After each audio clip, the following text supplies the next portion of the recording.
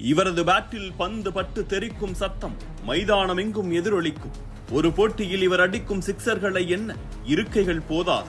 ஒரு நாள் போட்டியில் ஒருமுறை இரட்டை சதம் அடிப்பதே 99.9 விழுக்காடு கிரிக்கெட் வீரர்களுக்கு இயலாத காரியமாக இருக்கும் போது 3 இரட்டை சதங்களுக்கு சொந்தக்காரர். குருநாத்துடன் மோத குருநாத் போல வளர வேண்டும். ஆனால் குருநாத் ஒருவர்தான், அவர்தான் ரோஹித் குருநாத் சர்மா. மும்பையில் உள்ள நாக்பூரில் பிறந்தவர்தான் இந்த ரோஹித் சர்மா. குடும்பத்தின் வறுமை காரணமாக போரிவல்லியில் உள்ள தாத்தா வீட்டுக்கு அனுப்பப்பட்டார் ரோஹித் சர்மா. 6வது படிக்கும் போது கோடை விடுமுறையில் உள்ளூர் கிரிக்கெட் கிளப்பில் விளையாட சேர்ந்தார் அவர். பேட்ஸ்மேனுக்கான போட்டியில் நிறைய நபர்கள் இருந்ததால் முதலில் ஆஃப் ஸ்பின்னராகத்தான் விளையாட ஆரம்பித்தார். ஒரு வருடம் கழித்து அங்கு நடந்த அண்டர் 12 இறுதி போட்டியில் முக்கியமான விக்கெட்டை எடுக்க பயிற்சியாளர் தினேஷின் கவனம் ரோஹித் மீது விழுந்தது. வீட்டில் பேசி கிரிக்கெட் பயிற்சிக்காக விவேகானந்தா பள்ளியில் சேர்க்க சொன்னார் தினேஷ். இப்போது உள்ள பள்ளி கட்டணம் மாதம் 30 ரூபாய் தான். அதுவே என்னால் செலுத்த முடியவில்லை. இந்த பள்ளி கட்டணம் மாதம் 275 ரூபாயை எப்படி செலுத்துவது என கேட்டார் ரோஹித்தின் மாமா. இதனால் பள்ளியில் பேசி ரோஹித்தை கட்டணம் இல்லாமல் படிக்க வைத்தார் பயிற்சியாளர் தினேஷ். ஒரு நாள் பயிற்சியாளர் தினேஷ் மைதானத்துக்கு தாமதமாக வர ரோஹித் பேட்டிங் ஆடுவதை பார்த்தார். இதனால் அவரை ஓபனிங் ஆட வைக்கலாம் என்ற யோசனை தோன்றியது அவருக்கு. நெட்ஸில் பேட்டிங் ஆட சொன்ன போது அசால்ட்டாக பந்தை அடித்தார் ரோஹித். அதுவரை 8வது அல்லது 9வது இடத்தில் இறங்கிக் கொண்டிருந்த ரோஹித் கில்ட் ஷீல்ட் டோர்னமெண்டில் ஓபனிங் இறக்கப்பட 120 ரன்கள் குவித்து ஓபனிங் இடத்தை தனக்கானதாக்கினார். ஆனாலும் மும்பை அணிக்காக அண்டர் 16 ட்ரையல்ஸுக்கு சென்று தேர்வாகவில்லை அவர். ஆனால் அந்த வருடம் அதிர்ஷ்டவசமாக பிசிசிஐ அண்டர் 16க்கு பதிலாக அண்டர் 15, அண்டர் 17 என 2 வகை அணிகளை கொண்டு வந்ததால் ஒரு வருடம் நன்றாக பயிற்சி பெற்று அடுத்த ஆண்டு ட்ரையல்ஸில் தேர்வானார். அங்கு சிறப்பாக விளையாட ஜூனியர் தேர்வு குழுவின் தலைவராக இருந்த பிரவீன் அம்ரே ஸ்காலர்ஷிப்புடன் கிரிக்கெட் விளையாடும் வாய்ப்பை ஏற்படுத்தி கொடுத்தார். மும்பை அணிக்காக ரஞ்சி கோப்பை போட்டியில் தேர்வாகி சிறப்பாக விளையாடி 2006ஆம் ஆண்டு உலகக்கோப்பைக்கான இந்திய அண்டர் 19 அணியில் இடம் பிடித்தார் ரோஹித். இதை அடுத்து 2007ஆம் ஆண்டு அயர்லாந்து அணியுடனான ஒருநாள் போட்டியில் இந்திய அணிக்காக ஆட ரோஹித் தேர்வு செய்யப்பட்டார். அந்த ஆண்டு தொடங்கப்பட்ட T20 உலகக்கோப்பை அணியிலும் இடம்பெற தென்னாப்பிரிக்காவுக்கு சென்றார். அதில் காலிறுதியில் தென்னாப்பிரிக்க அணியுடன் அரை சதமும், இறுதிப் போட்டியில் பாகிஸ்தானுடன் விக்கெட் விடாமல் 16 பந்துகளில் 30 ரன்னும் அடித்தார்.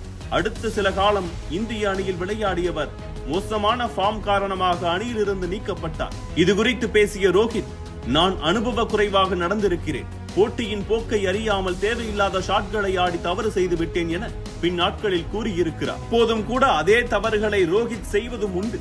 2009ஆம் ஆண்டு ரஞ்சி கோப்பையில் சிறப்பாக விளையாடி ஒரு போட்டியில் முச்சதமும் அடித்தார். அதனால் இந்திய ஒருநாள் அணியில் மறுபடியும் வாய்ப்பு வர ஜிம்பாப்வே மற்றும் இலங்கைக்கு எதிரான போட்டியில் சதம் அடித்தார். அடுத்து தென்னாப்பிரிக்கா தொடரில் ஸ்டெயின் மற்றும் மார்க்கலுக்கு எதிராக திணறி அந்த தொடரில் சரியாக விளையாடவில்லை ரோஹித். இதனால் 2011 உலகக்கோப்பைக்கான 15 பேர் கொண்ட அணியில் தேர்வு செய்யப்படவில்லை. அந்த இரவு இந்திய வீரர் யுவராஜ் சிங்குடன் பேசிய போதுதான் தன்னுடைய விளையாட்டு முறை மோசமாக உள்ளதையும் பிளேயிங் ஸ்டைலை மாற்ற வேண்டும் என்பதையும் உணர்ந்தார் ரோஹித். தன்னுடன் விளையாடிய அனைவரும் உலகக்கோப்பை விளையாட அதை டிவியில் பார்த்தது ரோஹித்துக்கு வலி மிகுந்ததாக இருந்தது. மும்பை அணியில் தன்னுடன் விளையாடிய அபிஷேக் நாயருடன் சேர்ந்து பயிற்சி முறையை மாற்றியமைத்தார். காலையில் சீக்கிரமாக எழுந்து ஜிம்முக்கு சென்று பிட்னஸை மேம்படுத்தியதோடு மைதானத்துக்கு வந்து பேட்டிங் பயிற்சியும் செய்தார். உடல் அளவிலும் மனதளவிலும் தன்னை தயார்படுத்திக் கொண்டார்.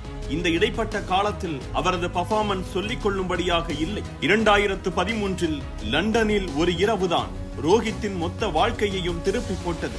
சாம்பியன்ஸ் டிராபி போட்டிக்கு முந்தைய நாள் இரவு தோனி மிடில் ஆர்டரில் இறங்கிக் கொண்டிருந்த ரோஹித்தை தவானுடன் ஓபனிங் இறங்க முடியுமா என கேட்க உடனே ஒத்துக்கொண்டார்.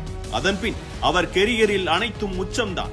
அந்த ஆண்டே வெஸ்ட் இண்டீஸ் உடனான டெஸ்ட் தொடரில் வாய்ப்பு கிடைக்க முதல் போட்டியிலேயே 177 ரன்கள் அடித்தார். அடுத்த போட்டி மும்பை வான்கடே மைதானத்தில் நடைபெற்றது. சச்சின் அந்த போட்டியுடன் ஓய்வு பெறுவதாக அறிவித்தார். முதல் இன்னிங்ஸில் 182 ரன்களுக்கு வெஸ்ட் இண்டீஸ் அவுட் ஆக 2வது இன்னிங்ஸை ஆடியது இந்தியா. சச்சினின் கடைசி போட்டி என்பதால் மொத்த இந்திய ரசிகர்களும் அந்த போட்டியை உற்று நோக்கிக் கொண்டிருந்தனர். வான்கடே மைதானம் நிரம்பி வழிந்தது. சச்சினின் பேட்டிங்கை காண வந்த கூட்டம் சச்சின் 74 ரன்களுக்கு அவுட் ஆனதும் அமைதிக்கு சென்றது. 6வது பேட்ஸ்மேனாக களமிறங்கிய ரோஹித் வெஸ்ட் இண்டீஸ் பந்து வீச்சாளர்களை பந்தாடினார்.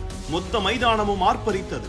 இந்திய வீரர்கள் அனைவரும் விக்கெட்டை இழந்த போதும் கடைசி வரை விக்கெட் விடாமல் 111 ரன்கள் அடித்தார் ரோஹித்.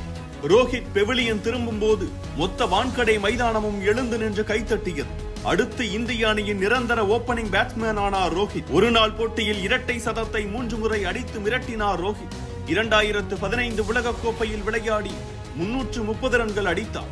அடுத்து 2019ஆம் ஆண்டு நடந்த உலகக்கோப்பையில் துணை கேப்டனாக செயல்பட்டதோடு 5 சதங்களுடன் 648 ரன்கள் விளாசி அந்த தொடரில் அதிக ரன்கள் அடித்த வீரரானார்.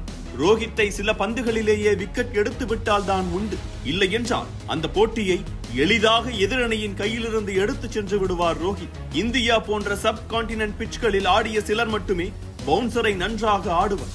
அதில் ரோஹித்தும் ஒருவர். இவரின் புல் ஷாட்டிற்கென்று தனி ரசிகர் கூட்டமே உண்டு. பந்தை நன்றாக கணித்து ஒரு நொடி லேட்டாக ஆடும் ஒரு சில வீரர்களில் ரோஹித்தும் ஒருவர். ஒரு நாள் போட்டியில் 10,000 ரன்களை கடந்த சொற்ப வீரர்களில் ரோஹித்தும் ஒருவர். 2022ஆம் ஆண்டு இந்திய அணியின் கேப்டனாக நியமிக்கப்பட்ட ரோஹித் இந்த ஆண்டு உலகக்கோப்பையில் கேப்டனாக களமிறங்கி இருக்கிறார். இதில் ஆப்கானிஸ்தான் அணியுடன் சதம் அடித்ததுடன் ஒரு நாள் போட்டியில் அதிக 6, ஒரு நாள் உலகக்கோப்பையில் அதிக சதம் என பல சாதனைகளை தன்வசம் ஈர்த்திருக்கிறார். பல சாதனைகளை தன்வசம் ஆக்கியிருக்கிறார்.